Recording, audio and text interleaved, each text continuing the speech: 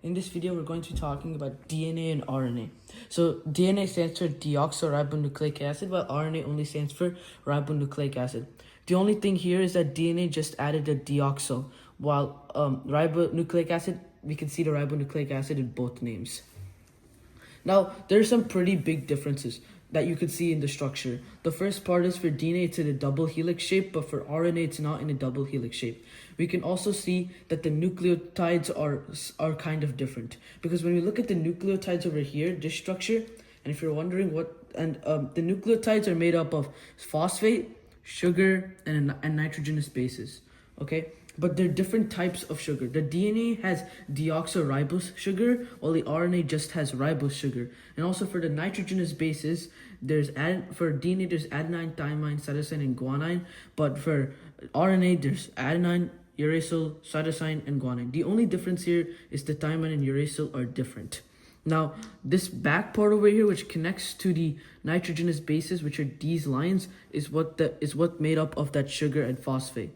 And these bonds and these bases, nitrogenous bases, are connected together through hydrogen bonds. The RNA takes what the DNA orders it to do and gets that job done.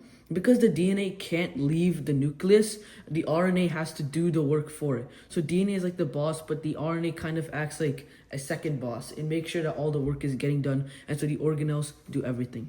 If you want a closer look at the sugar and how they're different, you can see that for deoxyribose, it has hydrogen over here, but for ribose, it has oxygen and hydrogen over here. So we can see just a small difference.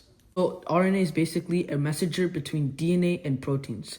Now, there are three different types of RNA: mRNA, tRNA, and rRNA. We'll get to what they do in a separate video. So there are these RNA stations called ribosomes, and it's mainly made up of RNA, and it uses all three of the different RNA types and uses them to be able to have effective communication and make sure the organelles do their jobs inside the cell.